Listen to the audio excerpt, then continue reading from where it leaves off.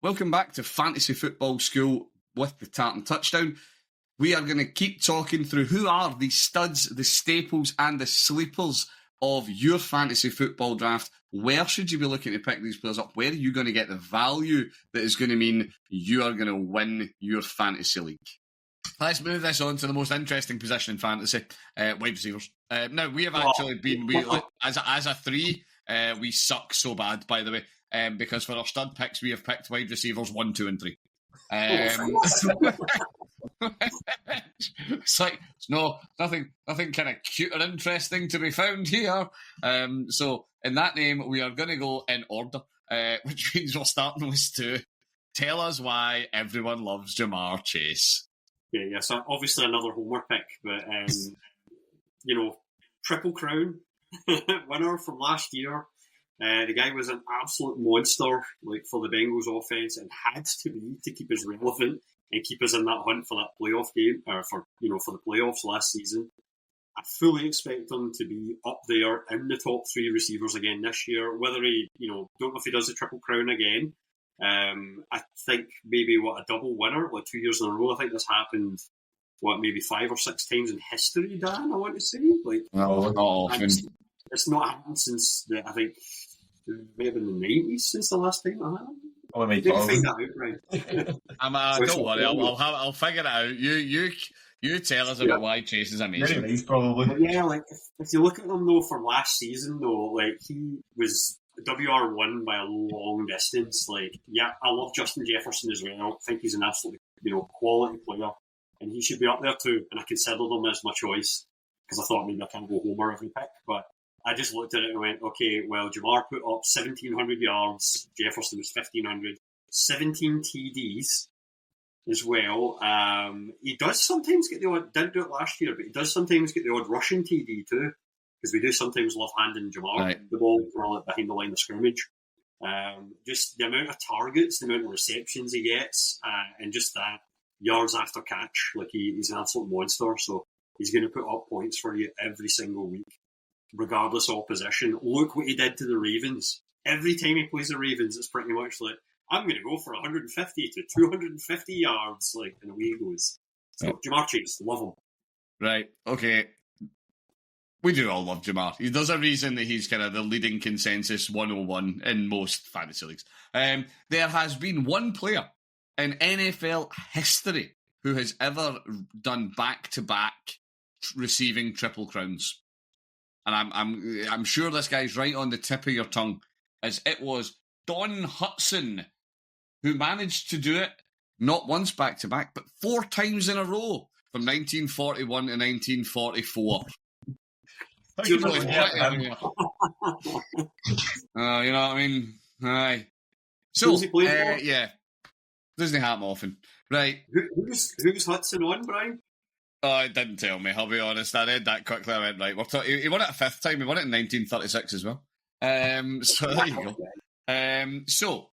My pick for this is the 2nd ranked wide receiver in all of fantasy. It is Justin Jefferson of the Minnesota Vikings. He is incredible. My bigger take with JJ at the minute, because the worry with JJ is, oh my God, he has a new quarterback throwing him the ball.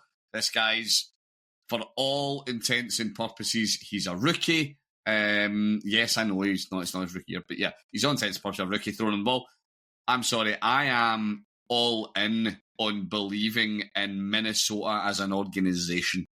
Looking at the offensive line, looking at not just Jefferson, but looking at Addison across from him, Hawkinson there. You've got so many good weapons, and you've got such incredible coaching, which, as we've seen last year, somehow made Sam Darnold relevant. So for me, it's JJ. Do I think that he's the number 1 receiver come the end of the year? Absolutely could be. Yep. I genuinely think any of the 3 guys that we're going to talk about, it's a coin flip. Any of them could be number 1. Completely depends on how their team's year shakes out. Chase, just to stick this boot in again, Chase maybe stands a slightly better chance because the Vikings have a defense. They have a defense and they can stop just throwing the ball. But Yeah, JJ, he's incredible. We watch him every year. He's one of the most electric players in the league to watch. His contested catches and all the rest are utterly incredible to see come out. So, yeah, for me, he's wide receiver 2 off the board. He's the consensus, ADP 103.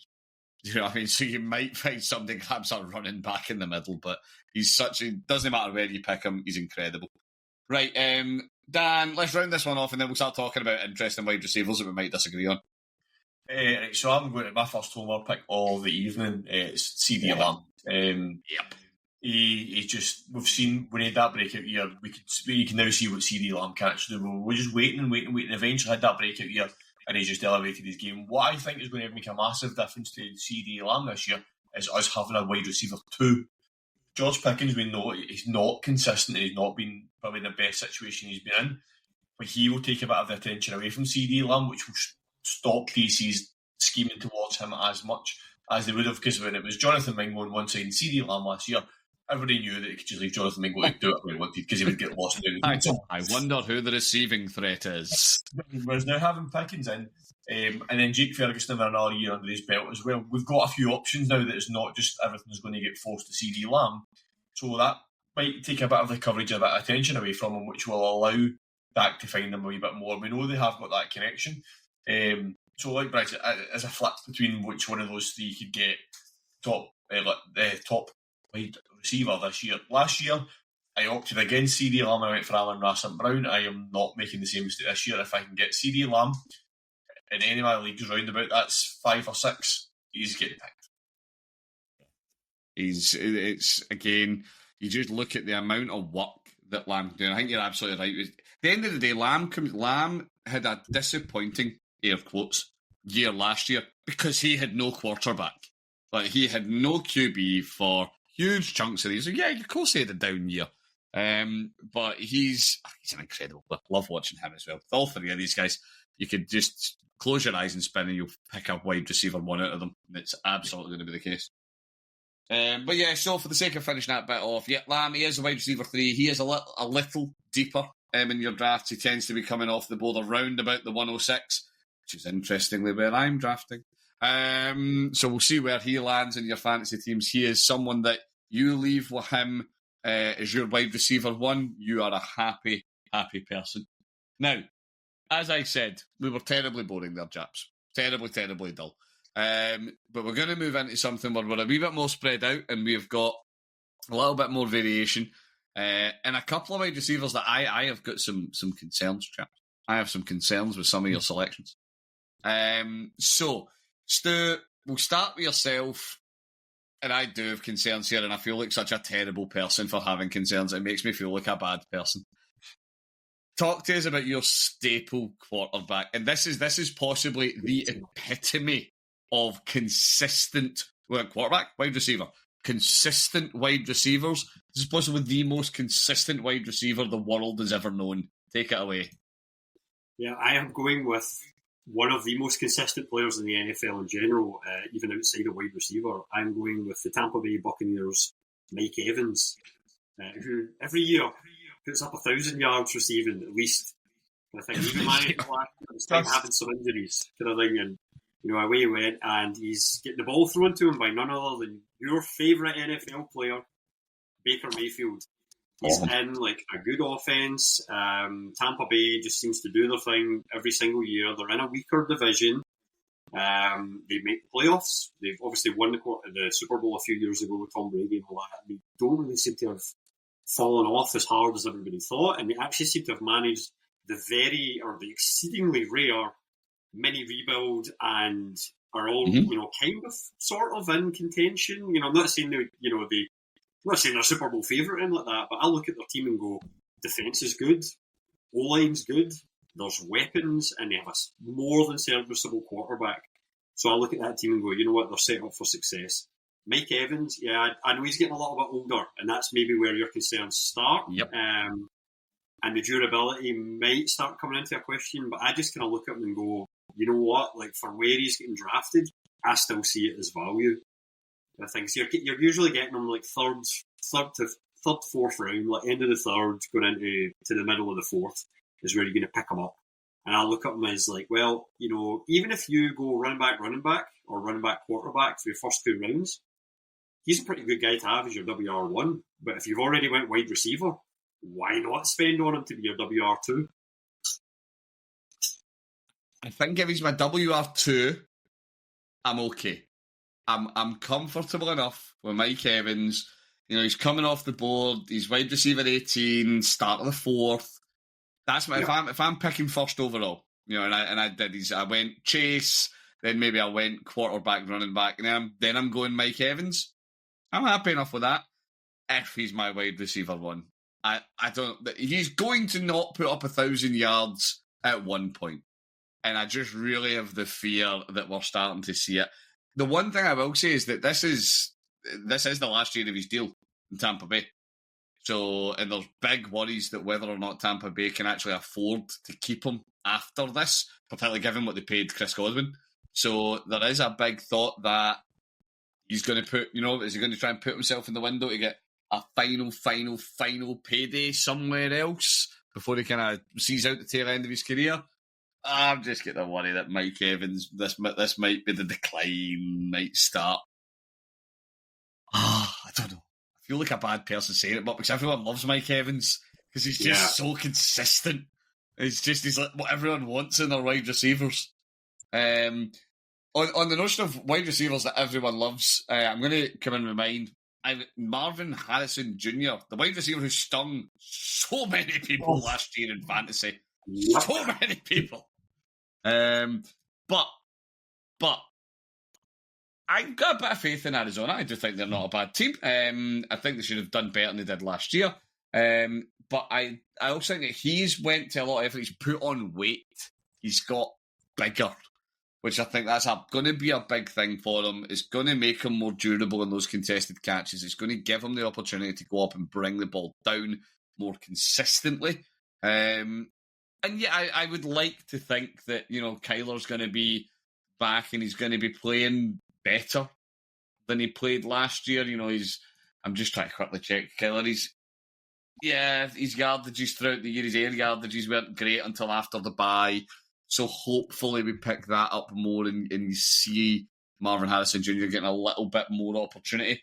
It's not they're going to try and keep pretending that Michael Wilson is really the lead threat in this offense. Oh, Trey McBride does exist. For me, I don't know what your two takes on Marvin. Well, do you know what, Dan? We'll give you this one before you talk about your wide receiver. Marvin Harrison Jr. is wide receiver 17. Mike Evans is wide receiver 18. 311, 401. You are at the 312. They're both on the board. Who would you plump for? For 312, you're on the turns. You're taking both. I think I'm taking Mike Evans all deal. I mean, Marvin Harrison Jr., like you say, bumped so many people last year. The expectation on him last year was huge. I do like the fact that Stu picked Kyler Murray as a sleeper quarterback, but there's the point. He's a sleeper quarterback. You don't know what you're going to get with him. He's got a lot of upsides, but yeah, with Trey McBride being there as well, it gives me concerns that Trey McBride is going to be the guy that gets the most receptions on that offense. Marvin Harrison Jr. will get you points, he'll get you touchdowns. Would I pick him over someone like Mike Evans? Would I pick him over people that are going to be round about there? Who else have we got there? Terry McLaurin, Rashee Rice. Nah, I don't think so. I think I'd take Mike Evans over him. Right, I'd be taking MSG over all of them. Anyway, right, on to yours. I've got one concern with your player, and it's only one concern, and it's actually a player who every mock I have done, more or less, has fallen to me, and I don't actually think I've drafted him once. But go for it. So this guy is played a good season last year, and he is the only wide receiver on his team. So we're talking about Marvin Harrison Jr. being the only wide receiver on his team. Ladd McConkey is the only person in the Chargers building that can catch a ball. So he is like him. I'm the only receiver. It's the only one who can actually catch at all. We've seen the Chargers rip it up last year, like when Harbaugh went in, they just ripped the team apart, and suddenly they didn't have a wide receiver. They drafted McConkey, and he went in there and he had a good season. What did we get? 1,346 yards, 8 touchdowns, averaging nearly 15 yards a catch. So he's someone that's going to get you a lot of value. He's I think it's technically 22. I think that's the tail end of the second. There's a lot of wide receivers up there, but this is going to be, if you're someone who's taken one of those elite running backs in the first round, you're going to need someone at the tail end of the second round that's going to get you those yards. And I think he's one of the people who will do that because there's no one else that Justin Herbert's got to throw to. We mentioned Justin Herbert earlier on. He's going to throw the ball up and he's going to get the ball to him. Trey Harris is there as well. Yeah, I'm not going to count Quentin Johnson because I don't know what he's going to be like. Quentin Johnson. Yeah, Trey Harris. Everyone's favourite receiver. I actually think Trey Harris will come in and be wide receiver 2 for the Chargers this year. Jalen Reagor never really done much with the Eagles. So, yeah, I think Ladd McConkey, if you can get him at the tail end, if you've picked running back in the first round, or you want to go double wide receiver first round, second round, McConkey's going to be a good pick at that kind of mid to tail end of the second round. My worry with McConkey, well, it's a double-headed worry. It's the same kind of thing though. One, he is the only receiver in that team, and he is not CeeDee Lamb. He is not somebody that I think can, because now we know who he is. DCs know that he's a capable receiver.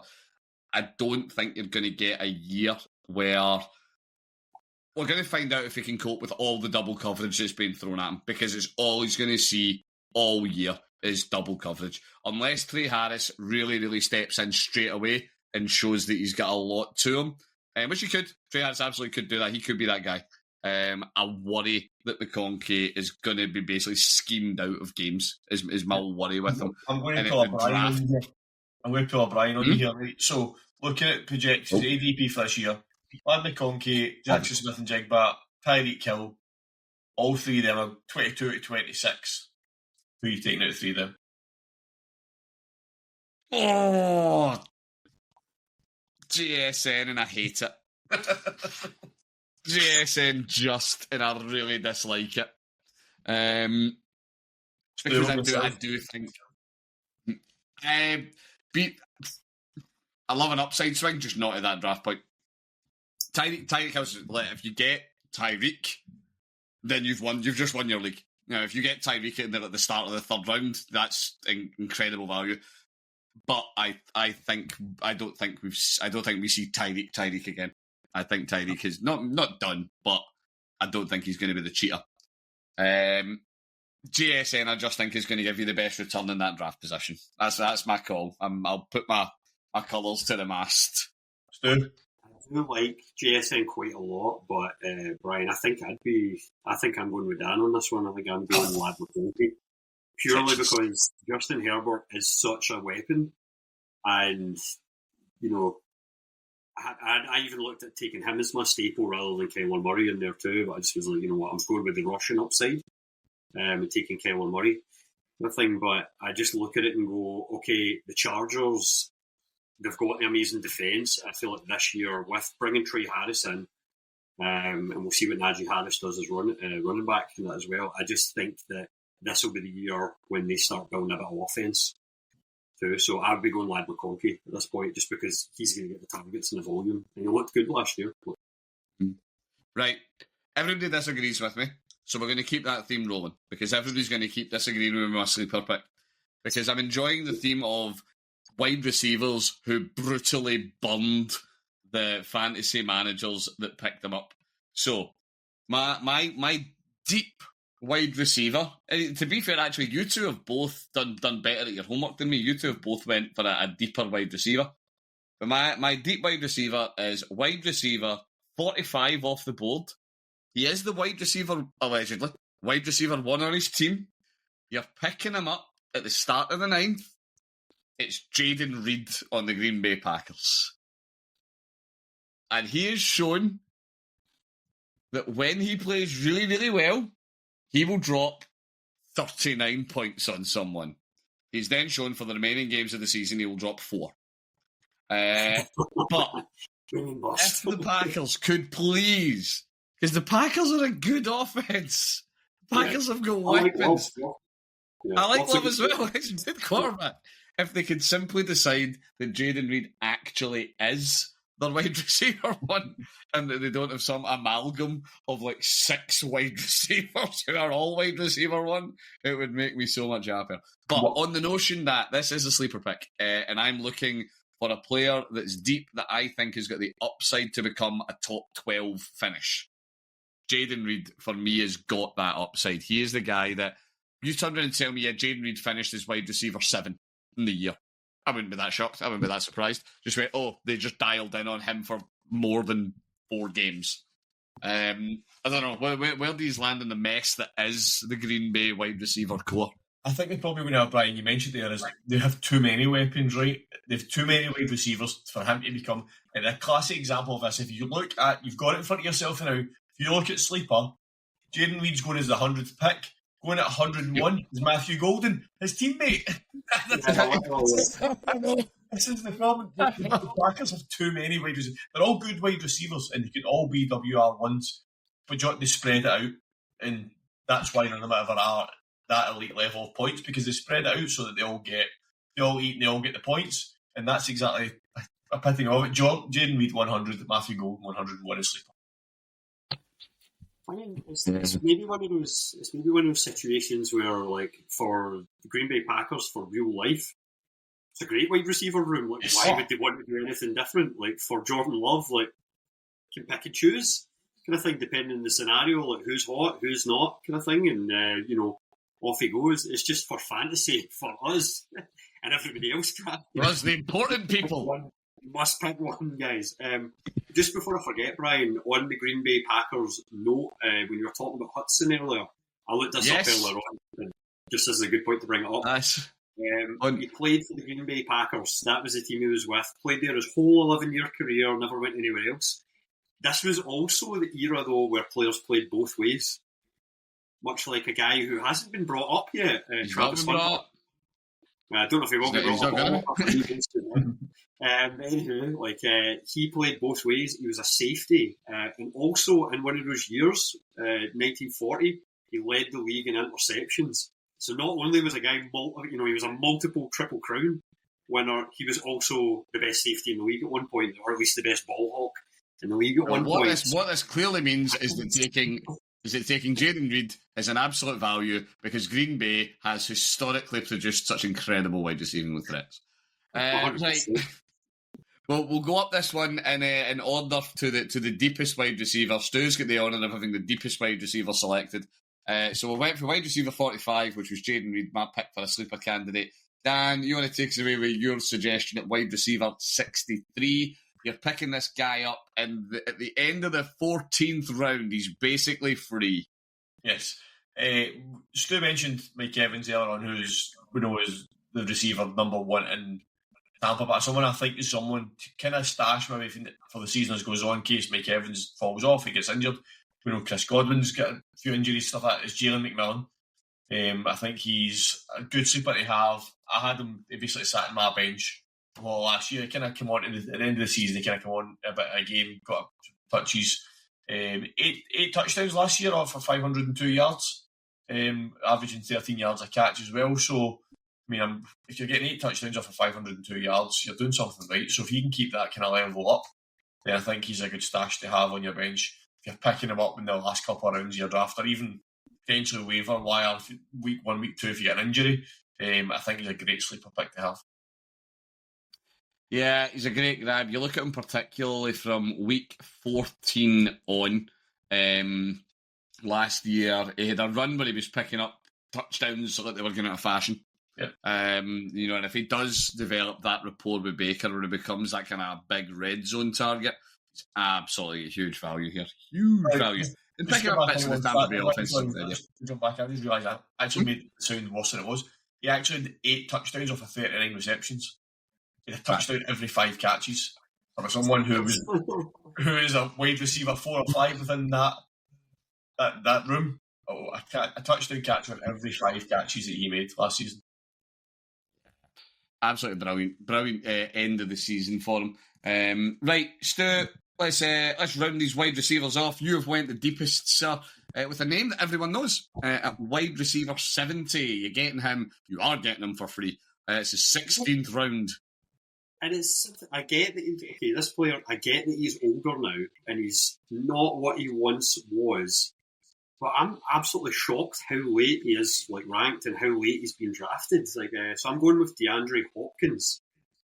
And I look at him and I go, okay, the guy is formerly one of the best wide receivers in the league. Yes, I know he's getting older, but he's on the Baltimore Ravens. It's not like he's playing for the New York Giants or something like that and he's seeing out his career, kind of playing with a journeyman quarterback. He's playing with Lamar Jackson. And then when I look at I'm looking at the Ravens depth chart here, kind of thing. So you've got obviously tight end. You have Mark Andrews, who, let's face it, is also getting older. And as much as he was still a decent target when he was healthy, there was some noticeable drops that weren't part of Mark Andrews' game for last year. So I look at him as a player going, is he starting to fall off the cliff? Then you see you've got so WR2 for the Ravens, Rashad Bateman. Again, he's shown flashes, but he's not been absolutely electric so far. Then Zay Flowers, another guy that a lot of people kind of were high on in drafts the last few years. He gets taken probably earlier than he should be. And again, he doesn't always give you what you want from him every week. So I just look at it and go, you know what, there's opportunity here for DeAndre Hopkins. And he is classed as a WR1, at least for now, on the Ravens depth chart. And when I see him going, if I can grab him in the last round of the draft or, in one of those last 3 rounds, of course I'm going to bet on D-Hop. If he doesn't do well, oh well, off the waivers with you and I'll grab somebody else. And I think to fill in. He cost me nothing. He's a great shout purely for that reason. He's such incredible value. And there is, because the decline of Mark Andrews, I think, is actually the biggest thing here. Because Mark Andrews' big strength is that Mark Andrews is just a huge human being. And he's just a huge human being in the red zone that you can throw a ball vaguely in his vicinity. And historically, that's just meant touchdowns. Not at the minute, not as much. He saved his season with touchdowns, which, he does that. But if that decline continues, D-Hop could fill that role. D-Hop's a similar kind of thing. He's got a huge wingspan. He's great at bringing the ball in. Yeah, good, easy B. Yeah. Right. Guys, I hate to say it, but we have actually done it again and we've been really bold again. We're into tight ends. It is a final position group that we're hitting. And yet again, we've went 1, 2, 3. This time, we'll do it the same way. It's putting you back into the floor, mate. It's a tight end that he is tight end 1 off the board for a very good blooming reason.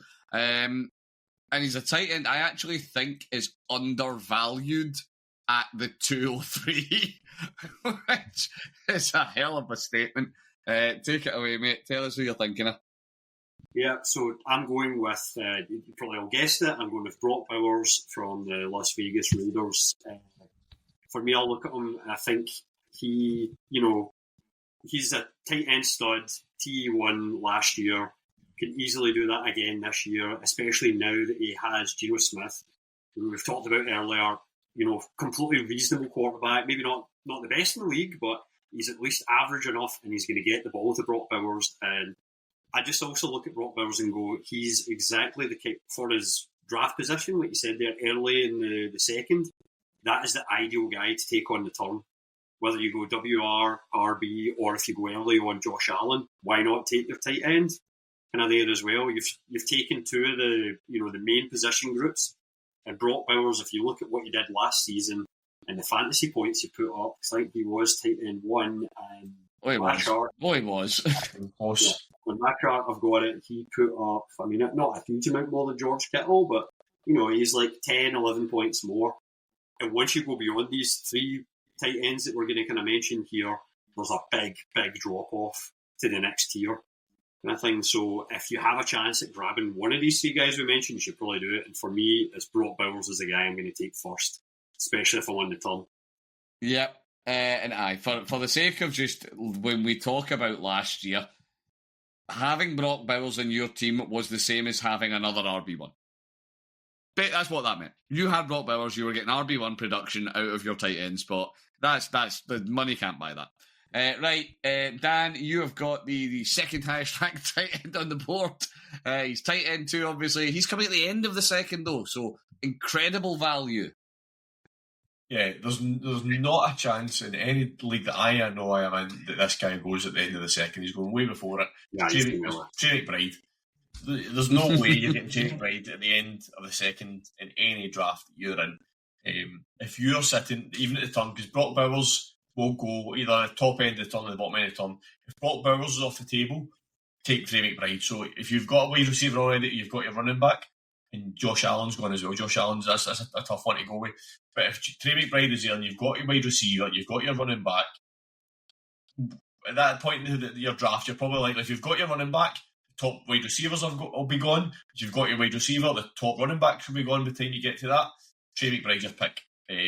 For me, 111 receptions last year, the most on that Cardinals offense. The next most was Marvin Harrison Jr. as Brian picked with 62. He had almost 50 but catches more than his WR1 last season, and he finished with 1,146 yards. The only thing last year, and this blew my mind, he only got 2 touchdowns last year. Well, I remember there was that run where, like, why is Trey McBride still not scored a touchdown yet? So this is my... Right, for clarity, I am all in on Trey McBride. I completely agree. My one worry wasn't last year. Trey McBride has been in the league for 3 years and he has 6 touchdowns total. We might just need to live with the universe that Trey McBride, he is an absolute target hog. He's a receptions king and he's going to get yardage. Might just not be the red zone guy. Might just not in that. I think premium and PPR league, that's what you need. Yeah, there we're talking. What is our main league? Tight end premium. Yeah, I am so on board with Trey McBride. It's my only worry. My only worry is that what if those touchdowns don't come? But he is the poster child candidate for positive touchdown regression. You just expect him to get more because averages say so. And you don't disagree with maths. Right, on to mine, who somehow actually does right now at his ADP represent ludicrous value. It is the tight end 3 off the board, but somehow, according to ADP, he's around in the 4th. It's George Kittle. He is credible value. He is a known asset. We know what George Kittle does. The biggest thing for me right now is George Kittle, unfortunately, is a very good pass blocker. So when you have the San Francisco 49ers with lots of receiving weapons, George Kittle kind of fades away into nothing because they just tell him to go pass block. Unfortunately, right now, the San Francisco 49ers have, I don't know, I'm waiting for a phone call to see if I'm getting any snaps at wide receiver this year. They are that thin. Everyone is hurt. Juwan Jennings isn't hurt. He's just demanding a trade or a new contract. Ricky Pearsall is hurt. He's on PUP at the minute. Brandon Ayuk is coming back from having no knees. So who knows when he's going to be back. If, as it looks very, very likely, the Niners don't have many of the receiving weapons, you are just going to watch George Kittle eat targets on a good offense. Because, again, we talked about it earlier with Dallas, and you can't stack the box against them. You can stack the box against San Francisco if you want. Christian McCaffrey will just run straight through it. Doesn't matter to him if the box is stacked. He'll run over it until his knees explode. So, yeah, for me, my stud pick is George Kittle. I will be having all of the fantasy shares of George Kittle at that price. That is an absolute steal to be. Imagine you have got George Kittle, you have got 2 stud wide receivers, and a high tier running back all in your team by the 4th round. It's incredible value. Moving on this now, do you know what, Stu? Oh, go on, you go. You're going to see this before we move on to sleepers, or you go before we move on to sleepers? No, move on to staples because Stu has to keep himself accountable. I just as well, I didn't see that because he might be in there, so I better not say anything. Right, okay. So, Stu, you need to justify yourself because you have picked a staple tight end who I have once in my entire fantasy career, I have once managed to pull off a quarterback receiver of any nature stack in a league. Once I've done it, and it was last year, and it was with the tight end that you were about to try and sell me as a staple tight end who underperformed so ridiculously badly, I cut him by about week 8. So, Stuart, justify your choice with for the numbers. He's tight end 13 off the board. You are getting him in the 10th, to be fair. On you go. You know what? Like, okay, so the guy I'm selecting, first off, I just looked at him and I've drafted him multiple times, and I get what you're saying. He did burn you last year. I've went with Dalton Kincaid from the Buffalo Bills. I know that there are maybe sexier options out there as staples. And what's hilarious is when we get to sweepers, the guy I've picked as a sweeper scored massively higher than Kincaid did last year. I look at that Bills offense and I look at their wide receivers and I go, you know what? There is still room for Kincaid to basically kind of improve his production, and he's still going to give you like a reasonable production each week. And I do like a bit of Dawson Knox as well, though, but I feel like Dawson Knox is a better blocker, so he sees less targets. Yes. I feel like with Josh Allen at quarterback, who the Bills have to play in the division, or who the teams are playing against each year, they do have a fairly soft schedule. Sorry, Jets fans, I don't know if it's going to be that much better this year with Justin Fields. I'm so sorry for saying that, and I do love my Sauce Gardner and all that too. I look at them, the Dolphins, they have constructed a defence that seems to be made out of the remnants of the FC North, because I think they have Minka Fitzpatrick.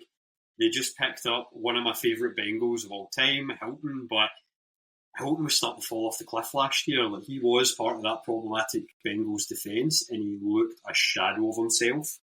He was no longer as assertive. He seemed to be second guessing, and I think it was partly because the guy might be beginning to lose a yard of pace, kind of thing. So anyway, I just look at Buffalo and I go, you know what, Kincaid, he's a big guy, he's a big body, he's a big target.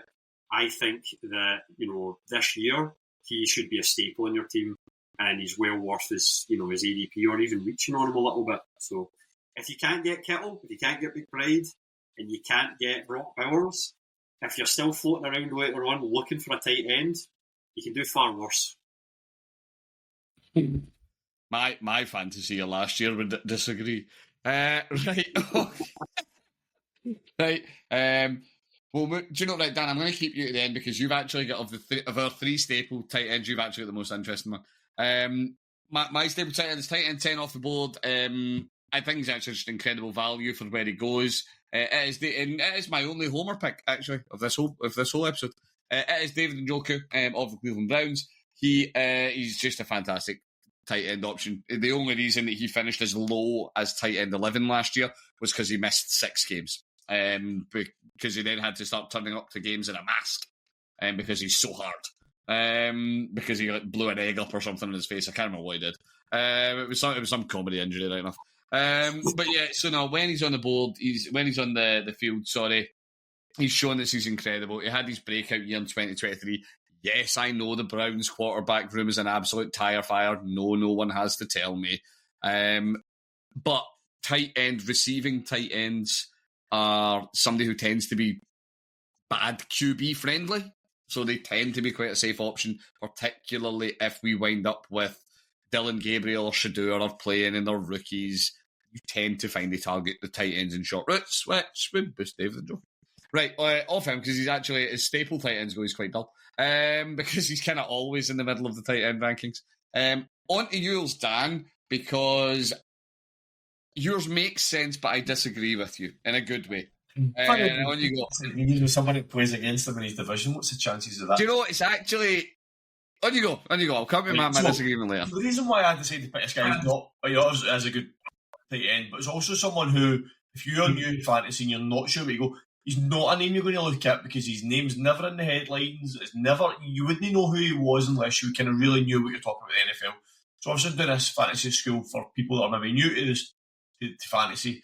Someone who I think, if you can get him the position where was I guess looked at that a second ago, the middle of the 7th is Jonnu Smith. I think he would be a great pickup at that point in the draft. He last year was the top receiver for the Dolphins. He had 88 catches. He had more catches than any of the wide receivers. He's moving across to the Steelers this season, where I think he will do well under the offence. We mentioned already that Steelers offence is serviceable. Aaron Rodgers will use his tight end. He will use him. And I think Jonnu Smith, at that point in the draft, is a great pickup. And between my sleeper and my staple, I couldn't decide which one to put where. I think both of them would fit into one of them. But I went with John Smith as a staple just because I think if you need a steady tight end that's going to get you points without being one of those elite Brock Bowers, Trey McBride type players, and they found to pick up John Smith, I think, is a great pickup. Now, my only worry, because I agree with John Smith's great, and last year in Miami was fantastic. He finishes tight end 4. My only worry is that Arthur Smith loves him. That shouldn't be a problem. That shouldn't be a bad thing. Freiermuth is not disappearing. And I think this is going to be a situation where the Steelers' tight end room, as a unit, I have really high expectations of next year. I actually think as a receiving group, they are going to do really well. I think because it's like the Green Bay wide receiver room all over again. I think they're going to cannibalise each other. I think you're going to be finishing your year disappointed that you had one of them and you couldn't play them both at the same time, because I think together they'll put up great scores. I think individually they're going to eat each other, and I think it's going to suck really badly for them. But it's such a shame. He's such a talent. Yeah, Brian, on that, like when I was looking at my, who am I picking as a staple, I did consider saying Tucker Kraft, but I faded him in part due to the Green Bay Packers receiving room. I do worry about the Steelers in terms of, for exactly what you said. It reminds me too much of when the Pats brought in Hunter Henry and I forgot his name. I can see his face. They had two really good tight after Gronk left. Mike they had those two really good. Sorry, who was it? Mike Gesicki, no. Before Gesicki, they had two really good receivers, tight end. They used them both as blockers more than anything because it was just shore up the line. And I worry that what's going to happen is with Aaron Rodgers, sure, he might throw to them sometimes, but I sort of see both Muth and Jono Smith being used to block a little bit more, just to kind of give him more time to get it to DK Metcalf and whoever else kind of thing, as wide receivers. But I totally get the pick. No, Jono Smith was incredible last year. What he did in Miami was wild. Right. Let's move into the final little section of players that we have, guys. It is our sleeper tight ends. And we were so close to going in order for this one. It's tight ends 15, 17, and 18. Dan, do you know what, Dan? You're topical. Your tight end choice here is exceptionally topical. Why don't you lead us off, sir? So you've tight end 15. You're currently picking this guy up at the very start of the 11th round in drafts, which is an incredible value for any part of the passing attack in this offense. It would be Jake Ferguson. And I know Stu is a massive fan as well. That's another homer pick. And I think we touched on it with CD Lamb earlier on. The Cowboys' passing offence this year should be much better than it was last year, so with that going back. But I just feel as a unit with Schottenheimer come in, there seems to be a new emphasis on making sure that Dak's got the weapons that he needs. Jake Ferguson's obviously been there. Last year he only did just under 500 yards, not a touchdown last year. But the year before he went for nearly 900 with 8 touchdowns, which I think with fully fit Dak is what we will see from Jake Ferguson again this year. Dak was like his tight ends. We've seen it over the last few years and the different ones he's had. I think Jake Ferguson. So where do we say he's going, Brian? Sorry, I've completely missed that there. So he's currently going sleeper ADP's 121st pick off the board, very start of the 11th round. If you're getting Jake Ferguson at the very start of the 11th round, then somebody else in your league's not looked at him properly, because there's no way he should be going that far. Because he is going to be tight end number one, and no offence, that throws to the tight end quite a bit. We mentioned CD Lamb, mentioned George Pickens. They're going to get a lot of attention on the outside. There's going to be a lot of space in the middle for Jake Ferguson to pick up, and he is an end zone threat. We didn't see much of last year because obviously the back, but he can do it. So if you're getting Jake Ferguson anywhere near the 11th round, then you've got to take him. He's such a value pick at that point. I took completely, and he got paid today. Woo, go Jake. Yeah, he got his bag. And that makes him the best paid tight end in franchise history. For my little Jake Ferguson competition, to be fair. that does not mean that my stat is false. So moving this one on, Stu, I'm so happy to see this. This just makes me smile in my heart, because I know how much this player has hurt you, and you are back and you are ready to be hurt again. He is tight end 17. You're picking him up at the start of the 12th. It is a generational talent. I know where you're going. Generational. Do you know what? That's just it, and I keep going back to the well.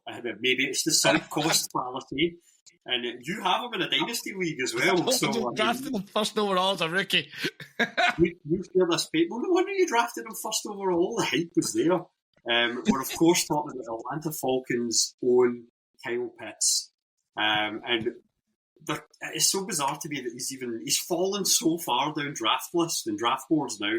Maybe justifiably so. He had a fairly poor last year. Like, he had not one, but two donuts, like 0 point weeks last year, and that lost me a couple of fantasy fantasy matchups. When if he just put up, I think it was 1 week where I was like, if you had just put up 1.2 points or something, I was like, just got one reception, I would have won, and ended up losing, and then. Ended up having a rougher playoff matchup and going out the first round. But anyway, I am ready to be hurt again. All the chat about training camp, and I love training camp chat every year, is that Kyle Pitts is Michael Penix Jr.'s favourite target. He's getting the ball to him. Kyle Pitts looks amazing. He's athletic. He's looks so fast, so fit, so healthy, ready to do it. And like you say, Brian, like when in his draft year, all the chat was, this is the best tight end product to hit the draft in 30 years. It was like, this is going to be the most generational, greatest tight end that we ever see. There were Bengals fans saying, oh, you know what? If he's still on the board at 5, we should maybe take him above Chase. And I was kind of going, you know what? I was starting to buy into it. I'll admit that. And I mean, now I absolutely love Jamar Chase, but I will say that I maybe would have picked him at 105 if the choice was there. And that's why I'm not a GM. But anyway, Kyle Pitts. That's why we only do this for fun fantasy leagues and we don't get paid many millions of dollars. Yeah, well done. You're so ready to be hurt again, mate. Well, right. As the last tight end sleeper is my choice. He's something that I actually, again, when I talk about sleepers and I talk about players who I think have got the opportunity or the potential to wildly outperform. So he's your tight end 18. He's 143rd pick. He's at the end of the 12th round. He is another AFC North name, actually, as I seem to have selected a lot of AFC North names in the show today. We have got Isaiah Likely from the Baltimore Ravens. And this is tied on two things. One, when Mark Andrews wasn't producing, Isaiah Likely was. We've seen, 1, 2, 3, 4, 5, 6 games last year where it looked like Likely was the more prominent piece to the Ravens tight end room. And 2, it looks like Mark Andrews' decline is pretty sealed. Mark Andrews, he is just getting older, and this just comes to us all. So I really think that we are going to see the Ravens shift that offense or that tight end room more and more to focus on Likely ahead of Andrews. Andrews is a player that I wouldn't touch this year in drafts, just that his ADP I think is far too expensive for where he's going. But Likely, end of the 12th round, stick him on my bench for a couple of weeks and see if he comes good. Absolutely worth the value. And we know that Lamar loves throwing his tight end. We talked about it earlier where one of the things that could stand D-Hop in good stead is how Lamar targets kind of players in the red zone. There's no reason that I can see that, what I've just grabbed actually, that all 6'4" and 245 pounds of Isaiah Likely couldn't be that red zone target for the Ravens. So yeah, he's on the board at the end of the 12th. I will be absolutely looking at grabbing him. He's one, Dan, that I know you were really interested in. Likely he was one that was in your board as well. Yeah, I had him last year, and every year Mark Andrews was there, I picked him up just as a random tight end. I don't know if I picked him on a waiver wire or something like that, and I just happened to have him, and he went off, like you say, just when Mark Andrews wasn't doing it, he was. And I picked him up again, and you guys were in the same fantasy league, but I'll still say it. If he's still there, kind of deeper rounds when I'm on the board, I will take him again. I think there's so much upside him. He is the future of that Ravens tight end room. And with the receivers the Ravens have got, we mentioned obviously D-Hop and Bateman, stuff like that. Zay Flowers, he's well in that of being a proper threat for that Ravens offense. He's not just a tight end. He can play. We've seen him playing in the slot as a tight end. He can play. Yep. He's built like a wide receiver that plays tight end. He's got the wide receiver skill set, but he plays at tight end. So 100%, I'm well on the Isaiah Likely bus. Right. Yeah, I'm also in agreement. I was going to say I'm also in agreement there as well, especially just for the same reasons with the Nuck, like with D-Hop kind of thing. Like I think he will be the target. Just one thing on tight ends before we move on here, Brian. Mm-hmm. Do we think that Mike Gesicki from the Bengals should be reclassified to be a WR instead of a tight end? Because we use him as he's only ever on the field for, he never acts as a blocker. He can't do it. He's our WR3. So to me, I kind of look at him, because he was one guy I considered putting in as a staple or a sleeper, because I do think he'll do well this year. But I went, you know what, it feels like cheating. I think he should be a wide receiver. Well, I'll tell you what, if you could convince Joe Burrow to treat him like a wide receiver, I'll consider treating him as fantasy relevant. Because Joe Burrow hates tight ends. Right, okay. That does draw our rundown of your studs, staples and sleepers at quarterback, at running back, at wide receiver and at tight end to a close. Now, a very short bit that is worth mentioning, and this is where my super sneaky extra question is going to come to you two chaps, is a flex play. We've talked about individual positional areas throughout this episode, but most rosters in fantasy feature a flex play. And this is the Fantasy Football School, so I wanted to put a wee bit in at the end about what a flex play is and what you should think about. Now, normally, your flexes are going to be wide receiver, running back, tight end. Sometimes you get super flex, and you get to include a quarterback in there. When you are looking at who to roster in any of those spots, there's realistically two things that you should be thinking about. One, what's your league scoring? If you are PPR, 0.5 PPR, you should be looking at a wide receiver. At the end of the day, they're going to see more receptions, unless you happen to have Primo Austin Eckler kicking about at running back who just hoovers up catches. You always want to be thinking about your tiers as the second thing. If you can get somebody that's a stud and is a flex and not a staple, you're probably going to win that week. And right, well, I said two things, but there's three. If it's super flex, play a quarterback, because that's just an advantage. Now, my question to you two to sign us off. Thinking about any of the players that have been mentioned tonight who are not studs. So no, you cannot say, I want CeeDee Lamb in my flex. Who would be your perfect flex play? So you think about the leagues that we play in. Now, this is great because I'll talk for 30 seconds and let these two think. Our leagues all tend to be full PPR, tight end premium. So you've got your wide receivers are getting a point per reception, so are your running backs. Your tight ends, they're going to get 2 points per reception. You've got your choice of all of the staples or the sleepers throughout the league. It's not super flex, though. We don't play such nonsense. Who is going to be going for your number one flex play? Do you know what, Stu? I'm going to come to you first because Dan's kind of got that facial expression on that makes him look a little bit like a loading screen. And I'm waiting for like a bit of a device to pop up under him in text. So, Stu, who would your, thinking about some of the names we've mentioned today, who would your big flex play be? Okay, so I am actually going to probably go with and this is just because of the way I normally play fantasy. As much as I like taking risks in the draft, I'm kind of conservative in my picking. So I usually go with a running back in my flex position because I'll normally go, okay, I know that they're probably guaranteed 15 points or so. It's not like a wide receiver. Sure, they might blow up and get 30 points in a week, but they might also put up 5. So I would rather bank the 15. So I'm going to go with Javonte Williams because I know I'm getting him late in the draft. So I will have him available on the roster. And I know that I can probably put him into my flex spot because I've got him late on. Yeah, that's a good pick. I like that. I like that a lot. Dan, who are you going to go for as your flex play? Right, out of all the players I've picked tonight, you can pick somebody someone else picked if you want. You could steal someone out from under me.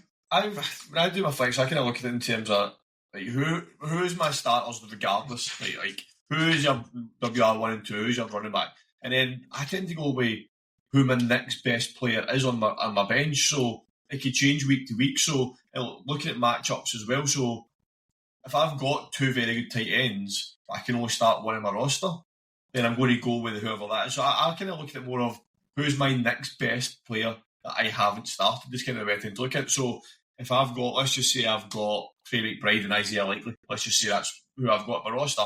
And Isaiah Likely is tight end 1 at the Ravens. He goes into my flex because he's my next best player. So it changes week to week for me depending on who I'm starting. Then obviously you get bye weeks and all that as well. So it's a bit of a sitting on the fence answer, but it is literally who is my next best player that's on my bench that I think will get me points, not necessarily a position. I'll let it slide. It is a bit sitting on the fence, but I'll let it slide. Mine is where I am. I try to be completely opposite for Stu. Stu goes for safety, and he wants those guaranteed that floor level of points. I want to win my week. I want to win my matchup, and I am going to do that by having Jalen Reed in my flex. And the Green Bay Packers are going to decide he's wide receiver 1. He's going to put 45 points up, fame a flex spot, and then I'm probably still going to lose because I started somebody like Kyle Pitts at tight end who puts up -4. Right. Okay. Thank you very much, guys. Thank you very much to everybody who's been listening to us. This does draw this episode of Fantasy Football School to a close. We hope that you've enjoyed listening through talking who are the studs, who are the staples, who are the sleepers, who are the people that you should be targeting as you work your way through your fantasy drafts. Stu, once again, thank you very much for joining me tonight, mate. No, thanks for having me on board. It's been great fun talking all things fantasy and also getting to have my little Kyle Pitts speech. I enjoyed that. I'm ready to be hurt again. Dan, this is great. I've been in the host chair and everything. Dan's not even got to be in charge and tell me after being obnoxious. I've had the night off. He's just going to sit there and just listen to me make an idiot of myself. Right, thank you so much for being on with me as well, Dan. It has been fantastic. And once again, to everybody listening, thank you very much. We hope you will keep picking up things with the Tartan Touchdown, your voice in the conversation around American football. Good night.